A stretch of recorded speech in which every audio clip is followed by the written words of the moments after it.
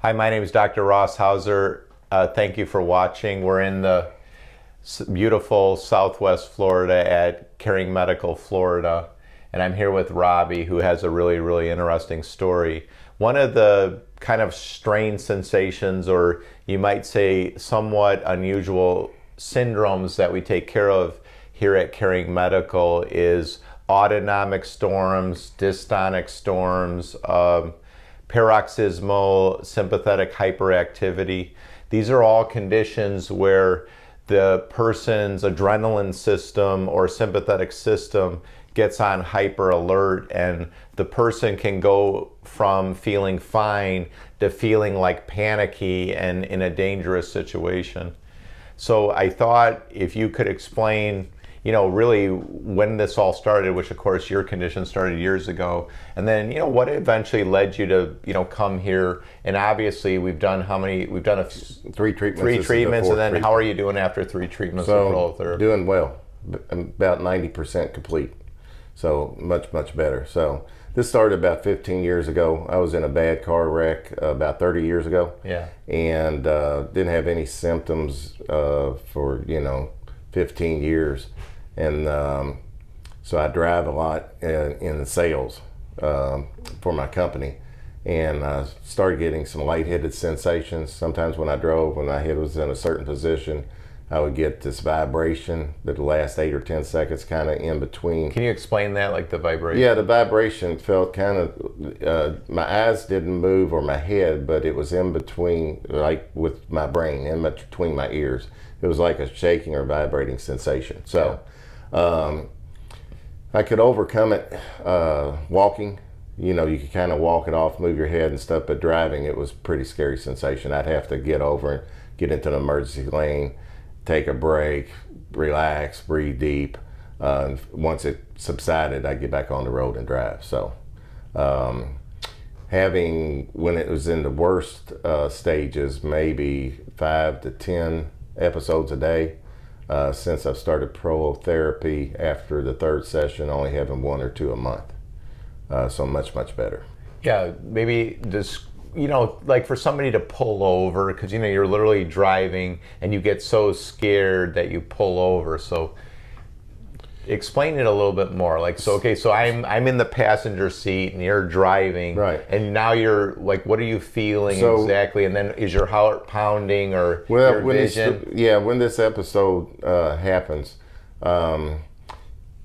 the road, when you're looking at it, is almost at a tilted position. It's like things are changing in your mind, but they're not really changing on the road. So, and the reason I would pull over is at the worst of my episodes, I could actually move my neck into a certain position and recreate that sensation. So if I could get to where I could stretch my neck out and back, maybe get out of the car and stretch and stand up straight and stretch out, I could get back in, and you might go a couple of hours with not having another episode or even the rest of the day. So okay, so you're driving along, then what's the first thing you sense, like something's not right? Like, you're going to get an episode. The first thing you sense is it's kind of a lightheaded sensation coming on from the back of the neck towards the front of the back of your brain towards the front of your head. And then in the worst case situations, it would get to a really dramatic shaking sensation.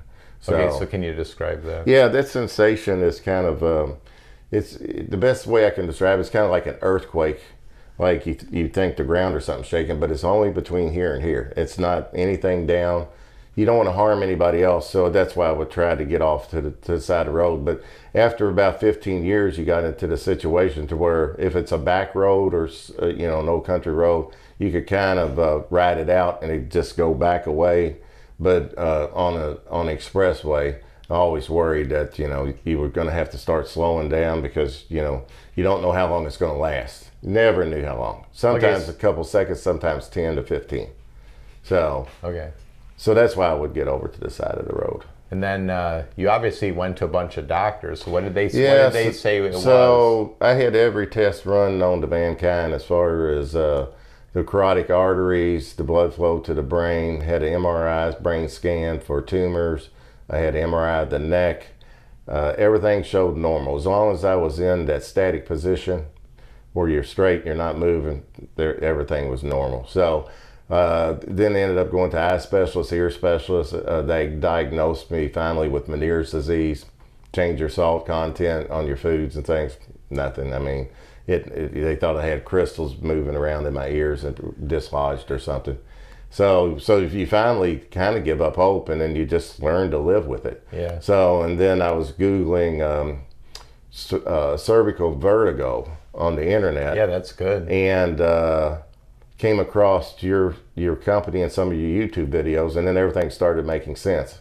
That it was only when you were in a range of motion that you were cutting off blood flow to the brain, and that was causing these sensations. So I corrected for about a year and a half some of these situations or these storms by going to a chiropractor. Okay. But then they would do neck adjustments, and then after I came here, started learning that was actually, those adjustments could be causing the ligaments to even get looser. So I was just kind of masking the situation, not curing it. Yeah. So and like I said, that helped for a while, and then I got to the situation to where when I was having these adjustments, I could actually be worse when I left. Okay. So, you know, you might have a couple of these episodes within 2 or 3 minutes after you got back out in the car and left the chiropractor. Yes, sir. So that's when I quit, gave that up too. So, and then the neck weights that you've given me to try to put more curvature in my spine seems to be helping a lot. It seems like my neck's a little bit more relaxed, where I was more straight up and down. Okay. And maybe getting more of a pogo stick sensation when I was riding in a truck or a car. So. You know, obviously, when we first tested you, there was a lot of abnormalities, Right. like your pressures in your eye. Nobody had told you that, like how high the pressures in your eye were. Right. Yeah. And then all that's changed quite a bit. Yeah. So Headed in the right direction. that's good. Yeah.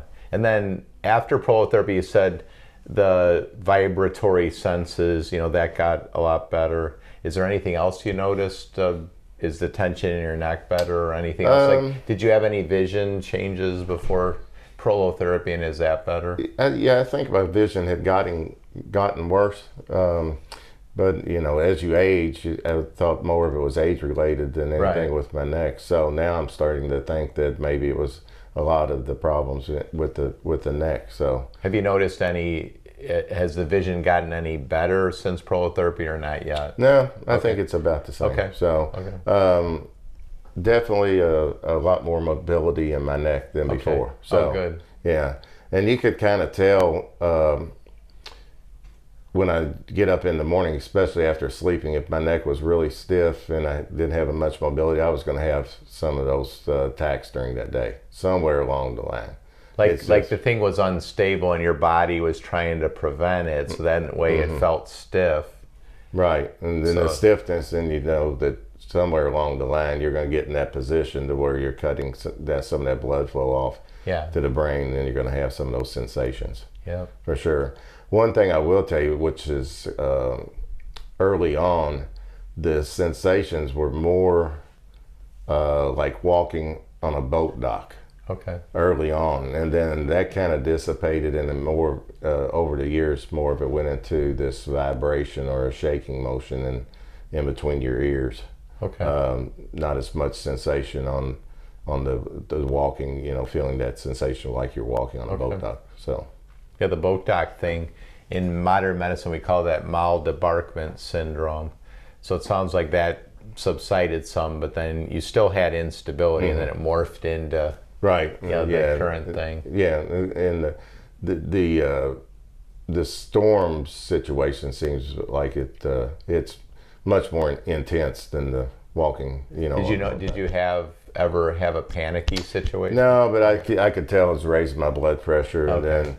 You know, the worst part about having those episodes when you drive is once they go away, you don't know when you're going to have the next one.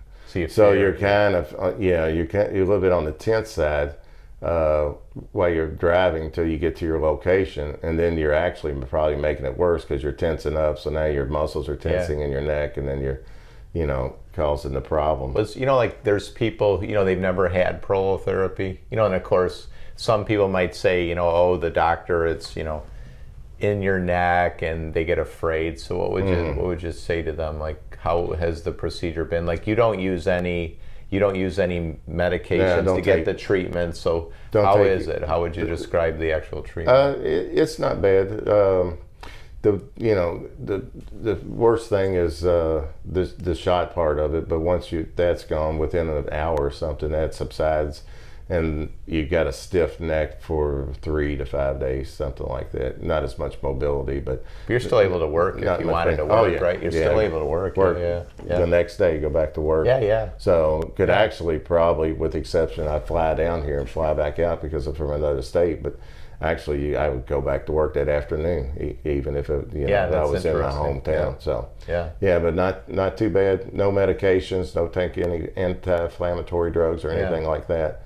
So once you get through the shot portion of it, it's not too bad. How do you explain prolotherapy to other people? Like, say you're just a buddy and then you're telling him how much you got better. Like, how would you explain what prolotherapy does or how it's helping? I would try to say that what you're trying to do is once you put the PRP back into your ligaments, that you're drawing other cells and stuff that help cure you to those areas. So actually you want more of the inflammation instead of less.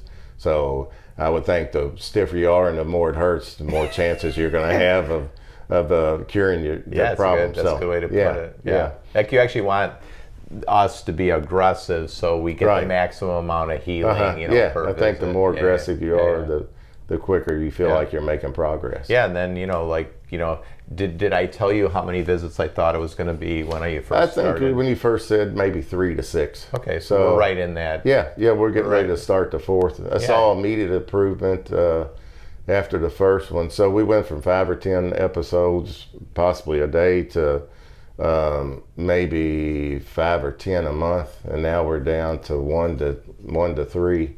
Good. And it seems like the episodes have gotten less dramatic. So before, the storm's kind of gone more from a shaky vibration to a pulsating, to where you feel like a pulse, still only over 8 or 10 seconds, but it's not as near as severe. So great. Yeah, and I think once you're making progress, when you have those episodes, they're not as serious to you as they were before, because you didn't have any solution for them early on.